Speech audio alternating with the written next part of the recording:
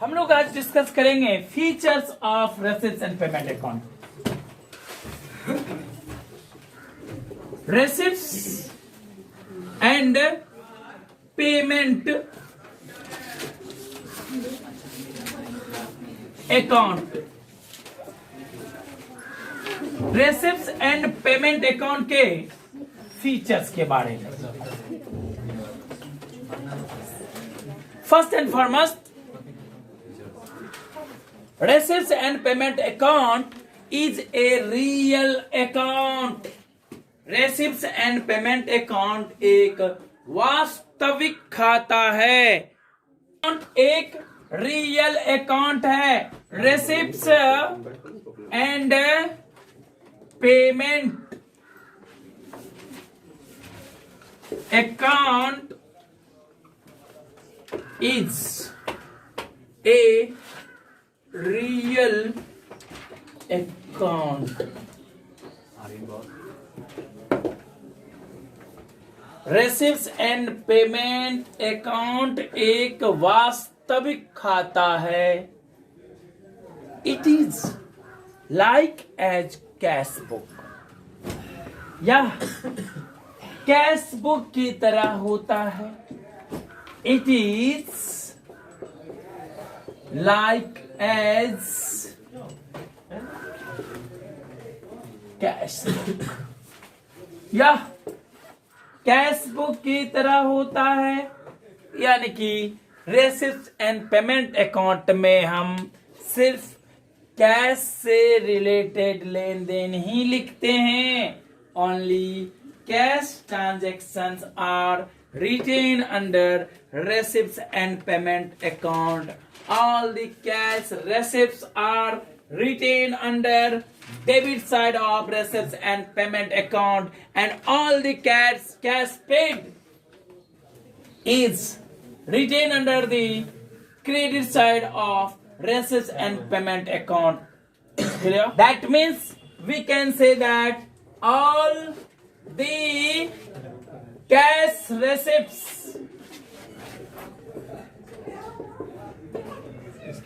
are under debit side and cash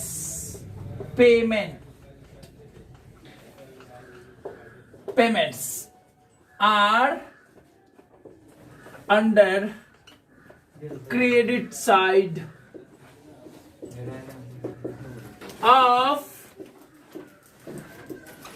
receipts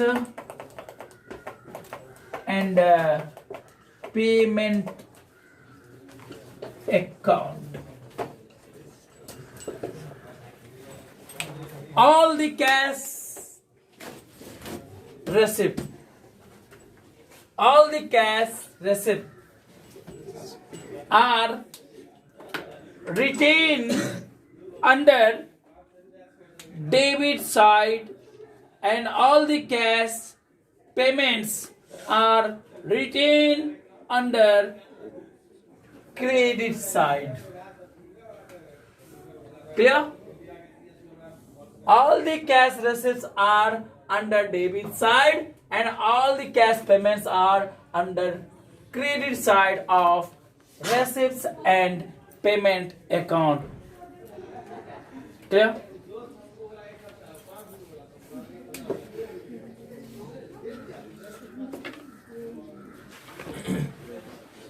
It starts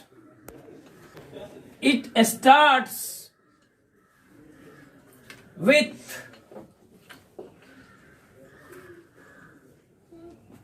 opening cash balance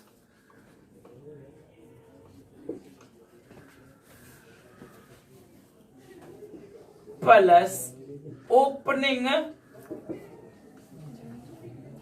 cash balance and opening bank balance।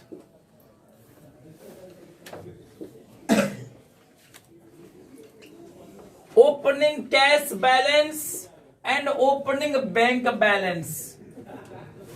That means cash in hand at the beginning of the year, cash at bank at the beginning of the year. This is the opening cash balance and opening bank balance. वर्ष के प्रारंभ में कितना cash हाथ में है, वर्ष के प्रारंभ में बैंक में कितने कैश पड़े हुए हैं, ये दोनों ही opening cash balance and opening bank balance कहलाते हैं. This is also known as balance BD, balance BD, and it should be written under debit side. क्योंकि कैश हमारे हाथ में कितने, जो हाथ में है, चाहे कैश इन हैंड हो, कैश एट बैंक हो, दोनों ही हाथ में है. और हम क्या पढ़े हैं, जो भी हमारा कैश आएगा वो तो डेबिट साइड में होना चाहिए, रेसिप्ट साइड में. That means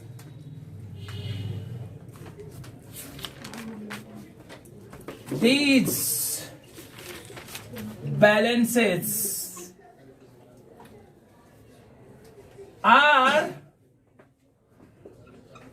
retained under the head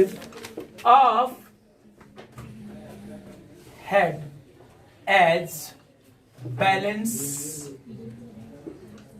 BD of balance BD, which will be under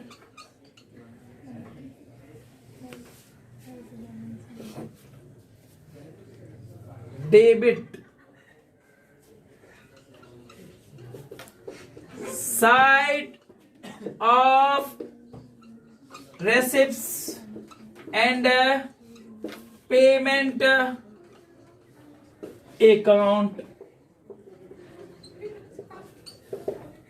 It starts with opening cash balance, opening cash balance and opening bank balance. These balances are written under the head as balance BD. balance BD के अंतर्गत इनको लिखेंगे cash in hand and cash at bank. Beginning वाले को प्रारंभिक cash in hand और प्रारंभिक cash at bank को हम बैलेंस बीडी के रूप में लिखेंगे. कहां पे लिखेंगे वो भी मैंने क्लियर किया.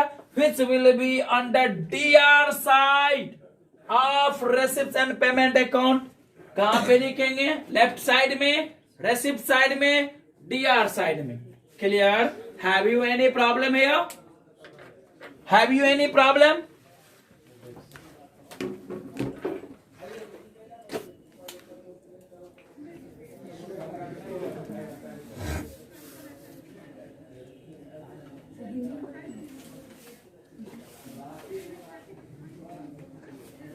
यह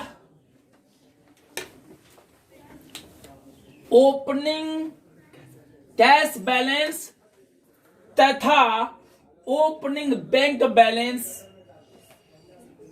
के साथ प्रारंभ होता है. यह ओपनिंग कैश बैलेंस तथा ओपनिंग बैंक बैलेंस के साथ प्रारंभ होता है.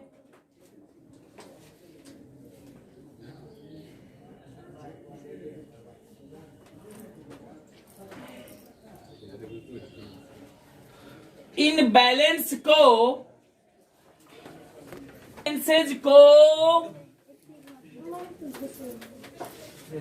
इन बैलेंसेज को बैलेंस बीडी शीर्षक के अंतर्गत लिखा जाता है. इन बैलेंसेज को बैलेंस बीडी शीर्षक के अंतर्गत लिखा जाता है.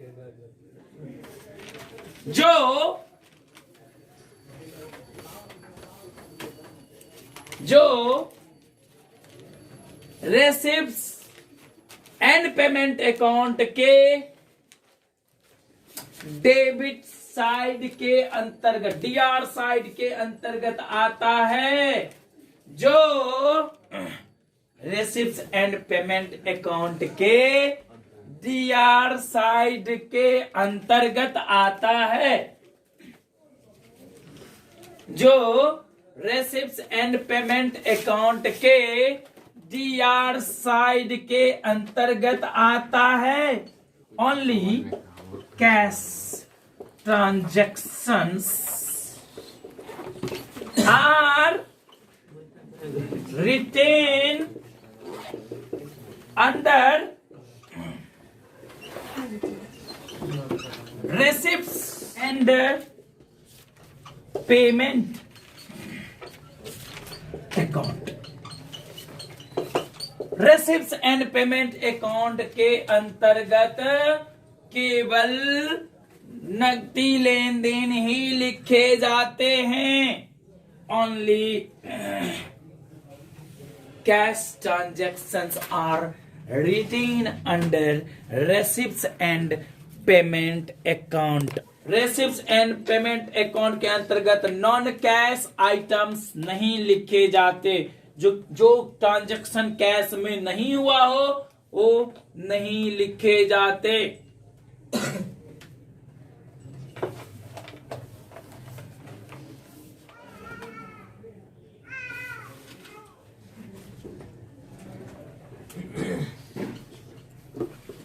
It is therefore the cash basis of accounting। एक होता है एक्रूवल बेसिस ऑफ अकाउंटिंग, एक होता है cash basis of accounting. Receipts and payment, since under receipts and payment account we write the transaction related with cash, and therefore we can say that receipts and payment account is a cash basis of accounting। यह नगद आधारित लेखांकन है या लेखांकन पद्धति है, नगद पर आधारित, क्योंकि नगदी बातें हम रेसिप्ट्स एंड पेमेंट अकाउंट के अंतर्गत लिखते हैं। एग्जामिनेशन में हमेशा ये क्वेश्चन पूछता है एक्रूवल बेसिस और कैश बेसिस। बउआ income and expenditure account accrual based accounting है, जबकि रेसिप्ट्स एंड पेमेंट अकाउंट जो है वो कैश बेसिस ऑफ अकाउंटिंग है। दो शब्द आपके किताब में कहीं डिस्कस किया गया होगा, एक कैश बेसिस ऑफ अकाउंटिंग, दूसरा accrual basis of accounting. Receipts and payment account को हम कैश बेसिस ऑफ अकाउंटिंग कहते हैं, जबकि इनकम एंड एक्सपेंडिचर अकाउंट को हम एक्रूवल बेसिस ऑफ अकाउंटिंग कहते हैं। Clear? Have you any problem?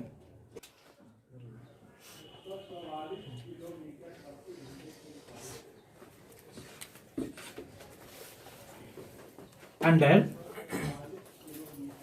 receipts and payment account,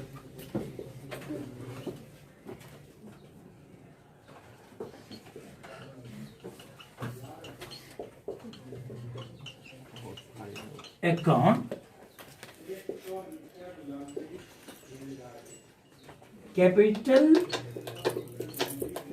under receipts and payment account, under receipts and payment account, capital items as well as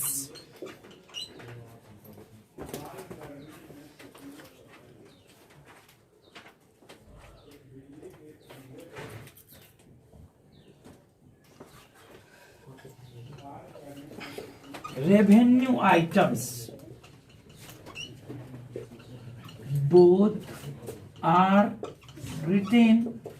रेसिप्ट्स and payment account के अंतर्गत capital item के साथ साथ revenue item भी लिखे जाते हैं।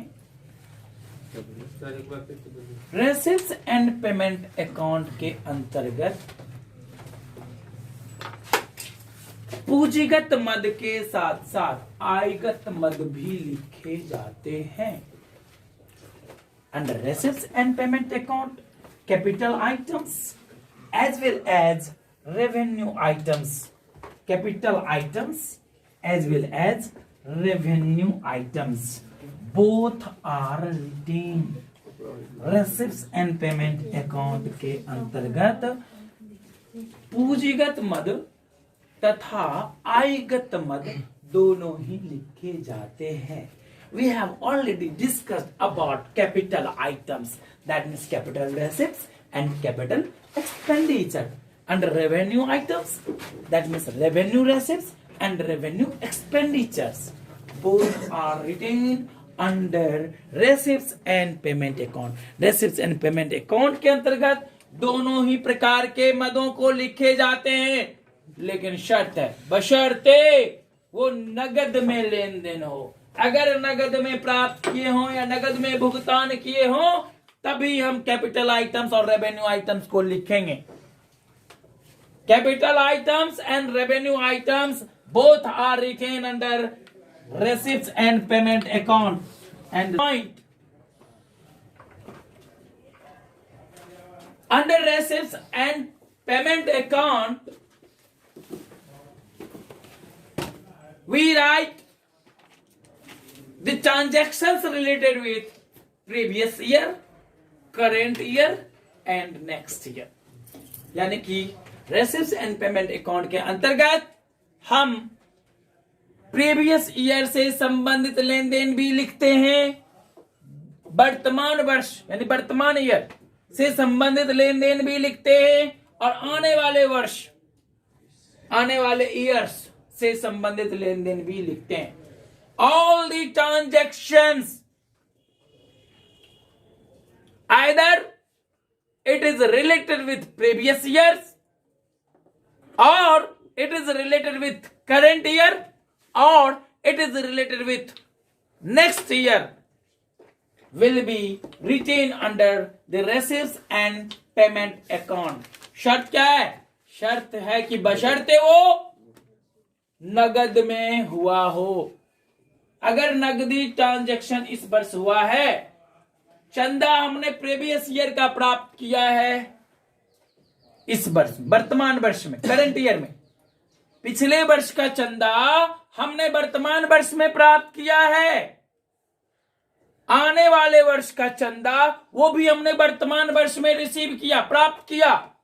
नगद में हुआ ना, नगदी लेन देन पिछले वर्ष का भी हुआ और आने वाले वर्ष का भी हुआ। That means रेसिप्ट्स and payment account के अंतर्गत हम पिछले वर्ष का लेन देन भी लिखते हैं, वर्तमान वर्ष का लेन देन भी लिखते हैं और आने वाले वर्ष का लेन देन भी लिखते हैं। रेसिप्ट्स एंड पेमेंट अकाउंट के अंतर्गत हम पिछले वर्ष का लेन देन, वर्तमान वर्ष का लेन देन तथा आने वाले वर्ष का भी लेन देन लिखते हैं यदि वो नगद में हुआ हो। लेन देन कैसे हुआ हो? नगदी में हुआ हो तभी हम लिखेंगे, नॉन कैश नहीं लिखेंगे। अगर वो उधार रह गए तो नहीं लिखेंगे। That means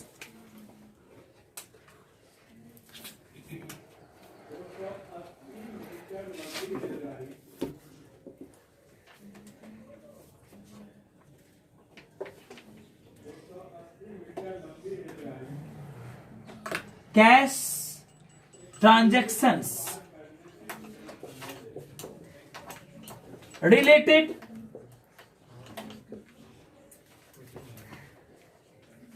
either with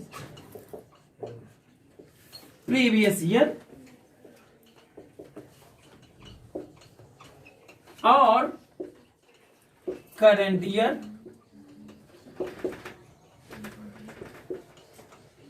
or next year are written under receipts and payment account. Cash transaction, मैंने यहां पे लिख दिया कैश ट्रांजैक्शन, नगदी लेन देन। नगदी लेन देन जो कि यदि वो प्रीवियस ईयर से संबंधित हो अथवा करंट ईयर से संबंधित हो अथवा नेक्स्ट ईयर से संबंधित हो, सबको हम रेसिप्ट्स एंड पेमेंट अकाउंट के अंतर्गत लिखते हैं। यानी कि रेसिप्ट्स एंड पेमेंट अकाउंट के अंतर्गत हम तमाम नगदी लेन देन लिखते हैं। अगर वो वर्तमान वर्ष में हुआ है, भले वो लेन देन पिछले वर्ष से संबंधित क्यों ना हो, भले ही वो लेन देन आने वाले वर्ष से संबंधित क्यों ना हो, हम तमाम प्रकार के लेन देन को रेसिप्ट्स एंड पेमेंट अकाउंट के अंतर्गत लिखते हैं। Have you any problem? Format, रेसिप्ट्स and payment account का फॉर्मेट क्या होता है? अगर हम फॉर्मेट की बात करें,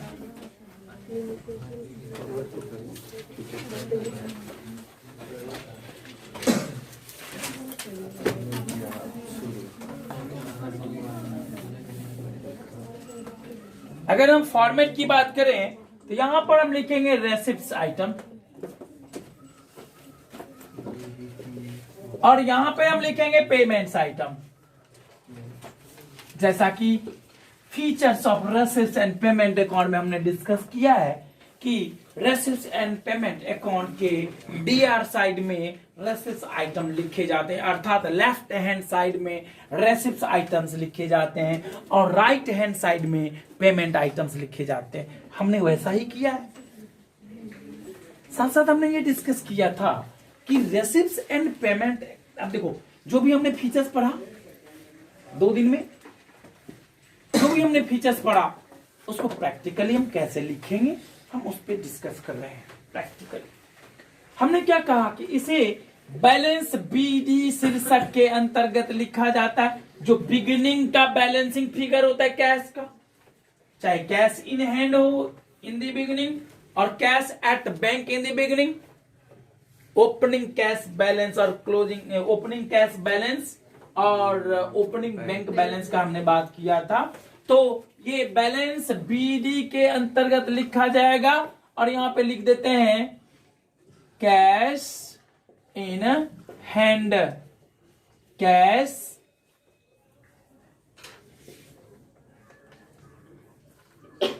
एट बैंक, यहां पर हम लिखेंगे। और या तो आप बाहर ही लिख सकते हो, चाहो तो आप बाहर लिख दो या सीधे बाहर लिख दो, कोई दिक्कत नहीं, सीधे बाहर लिख दो।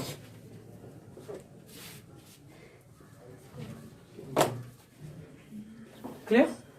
ये बैलेंस बीडी शीर्षक के अंतर्गत आया। यही चीज मैंने फीचर्स में बताया हुआ है कि इसे बैलेंस बीडी शीर्षक के अंतर्गत लिखते हैं वर्ष के प्रारंभ में कैश और बैंक बैलेंस अगर होगा तो। ठीक उसी प्रकार से अब जितना भी नगदी प्राप्तियां होंगी वो कहां पे लिखेंगे? नगदी प्राप्तियां में मैंने क्या सब कहा? आपने सब्सक्रिप्शन रिसीव किया, पहले हम रेवेन्यू कोई मतलब उसको क्लासिफाई कर लेते हैं। जितनी भी रेवेन्यू रेसिप्ट्स होगा पहले उसको लिख लेते हैं। रेवेन्यू रेसिप्ट्स में क्या सब आएगा? रेकरिंग नेचर का हम कैश रिसीव जो हमने किया है। रेकरिंग मतलब क्या होता है? जो बार बार हम रिसीव करते हैं, वो कैश जो हम रोज रोज रिसीव करते हैं, नियमित रूप से रिसीव करते हैं। सब्सक्रिप्शन, सब्सक्रिप्शन हम रेगुलर बेसिस पे रिसीव करते हैं। फी रेगुलर बेसिस पे रिसीव करते हैं। जनरल डोनेशन, ये आम बात है, किसी मंदिर में बॉक्स होता है, बॉक्स मंदिर में बॉक्स होता है, उस बॉक्स में तुम जो भी पुजारी श्रद्धालु, जो पूजा करने वाले होते हैं श्रद्धालु, जिनको स्वेच्छा होता है, उसमें 10 रुपया 5 रुपया गिरा देता है बॉक्स में। ये आता ही रहता है आमदनी, ये रेकरिंग नेचर का आमदनी हुआ। लेकिन कुछ ऐसे भी श्रद्धालु होंगे जो मंदिर के किसी स्पेशल काम के लिए डोनेशन देते हैं, उसको कहते हैं स्पेसिफिक डोनेशन। वो रोज रोज नहीं मिलता। कोई बड़े श्रद्धालु आए और एक मंदिर बनवाने के लिए डोनेशन दे दिया 10 लाख रुपए, क्या हुआ?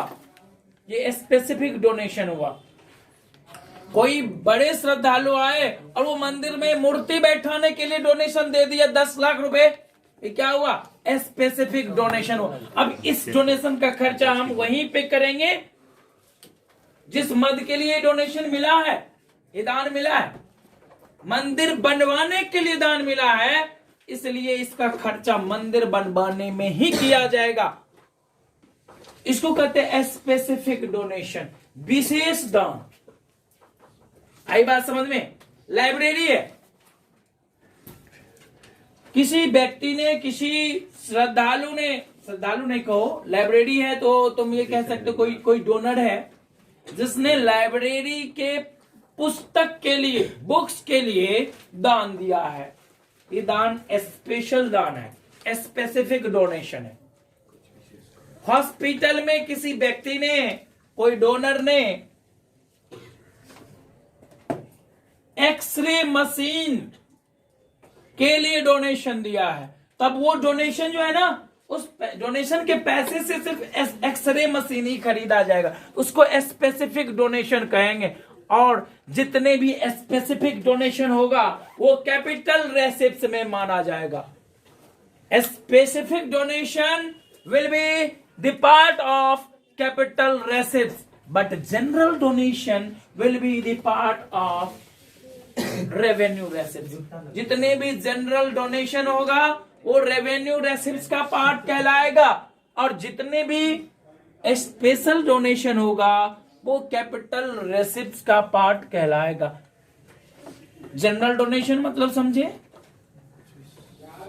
किसी भी बड़े मंदिर में बॉक्स होता है, दान बॉक्स, दान पेटी। अब उसमें कोई 2 रुपया, कोई 5 रुपया, कोई 10 रुपया, जिसको जो मर्जी, जरूरी नहीं कि तुम डालो ही उसमें, अपना मर्जी है, श्रद्धा है, आता रहता है। 10 दिन बाद, 20 दिन बाद पता चलता है कि वो बॉक्स भर गया है ना? ये जनरल दान हुआ।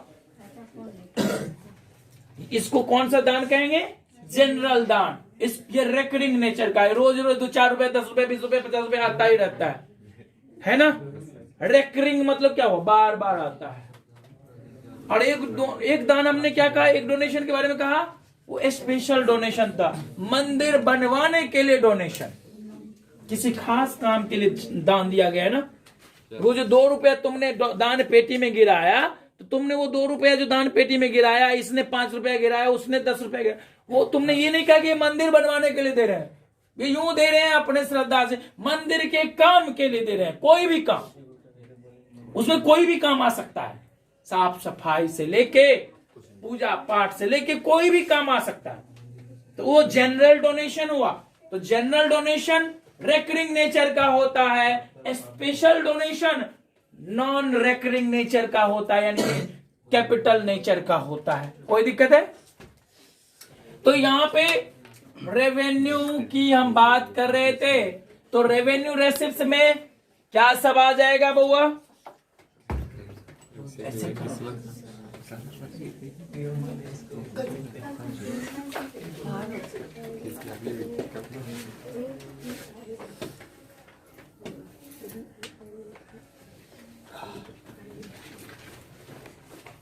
रेसिप्ट्स जितने भी होंगे, यानी कि रेकरिंग,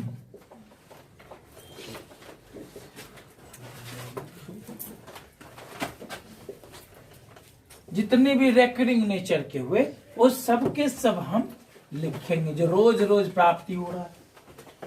मैंने एक साथ लिख दिया। जैसे चंदा आप रोज रोज प्राप्त कर रहे हो,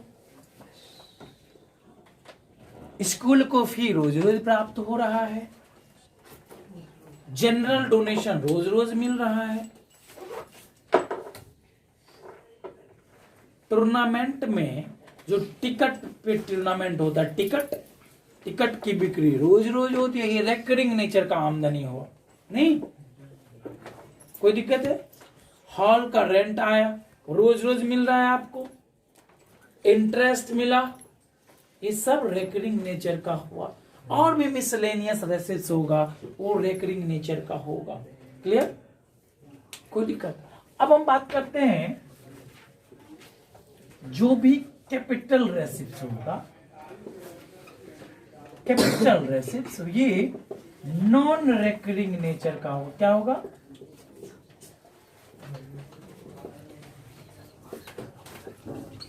कैपिटल रेसिप्स नॉन रेकरिंग नेचर का होगा। All the revenue receipts will be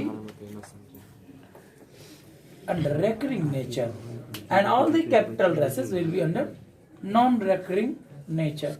मैंने क्या कहा? स्पेसिफिक डोनेशन, स्पेसिफिक डोनेशन जो है वो नॉन रेकरिंग नेचर का है, यानी कि कैपिटल रेसिप्ट कहलाएगा। क्लियर?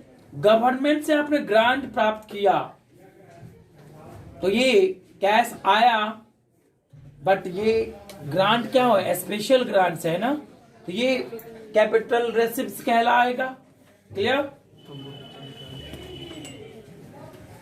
किसी फंड को सेल करने से, जैसे स्पोर्ट्स फंड इक्विपमेंट, उसको आपने सेल किया, बेचा, स्पेसिफिक ये इनकम हुआ, इसलिए ये सब के सब कैपिटल रेसिप्ट्स में आएगा। आपने इन्वेस्टमेंट को बेचा, आपने फिक्स्ड एसेट्स को बेचा, इससे जो आपको प्राप्तियां हुई, ये सब के सब कैपिटल रेसिप्ट्स हुआ, क्योंकि fixed assets is related from capital assets. Fixed assets का दूसरा नाम है capital assets. Fixed assets is related from capital रेसिप्ट्स और कैपिटल एक्सपेंडिचर। फिक्स्ड एसेट्स जो होता है वो कैपिटल नेचर का होता है। फिक्स्ड एसेट्स को बेच के जो पैसा आया, कैश आया, वो कैपिटल रेसिप्ट्स में आएगा, क्योंकि रोज रोज नहीं ना बेचते हो जमीन को, मकान को रोज रोज नहीं ना बेचते हो, इसलिए ये कैपिटल रेसिप्ट्स में आएगा, नॉन रेकरिंग में आएगा। ठीक उसी तरह से हम यहां पे सबसे पहले अगर कोई निगेटिव बैलेंस है, जैसे बैंक ओवरड्राफ्ट, वो यहां पे लिखेंगे बैंक ओवरड्राफ्ट अगर कोई है तो। अदरवाइज हम बाई, पहले हम रेवेन्यू, जो भी हम रेवेन्यू में पेमेंट कर रहे हैं हम उसको लिखेंगे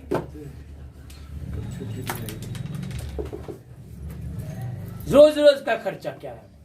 सैलरी दे रहे हैं अपने एम्प्लॉयज को, रोज रोज का खर्चा है, मतलब रेगुलर इंटरवल पे होता है, रेकरिंग बार बार हम देते हैं, इंश्योरेंस प्रीमियम पे कर रहे हैं, ये सब हमारा रेवेन्यू नेचर का खर्चा है। रेंट पे कर रहे हैं, रेकरिंग नेचर का है एक्सपेंस, ये इस मकान का रेंट हम एक रेगुलर इंटरवल पर पे करते हैं, ये रेकरिंग नेचर का हुआ। टैक्स दिए, ऑडिट फी दिए, एडवर्टाइजमेंट के खर्चे हुए, टेलीफोन एक्सपेंसेस हुआ, इलेक्ट्रिसिटी एक्सपेंसेस हुआ, सब एक रेगुलर इंटरवल पर बार बार देते रहते हैं, है ना, देते रहते नहीं ये पेमेंट, इसलिए ये सब रेवेन्यू नेचर का हुआ, यानी कि ये भी रेकरिंग नेचर का होगा।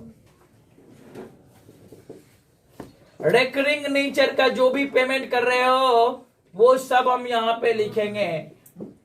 और कैपिटल पेमेंट की बात करेंगे, आपने कोई फिक्स एसेट्स खरीदा, क्या खरीदा? मशीनरी खरीदा, बिल्डिंग खरीदा, जमीन खरीदा, रोज खरीदते हो क्या? ये सब चीज आप रोज नहीं खरीदते, 2 साल 4 साल 10 साल पे आप खरीदते हो, जमीन रोज नहीं खरीदते हम, मशीन रोज नहीं खरीदते, इसलिए ये सब कैपिटल एक्सपेंडिचर है। और ये फिक्स एसेट्स है, फिक्स एसेट्स मतलब कैपिटल एसेट्स, यानी कि नॉन रेकरिंग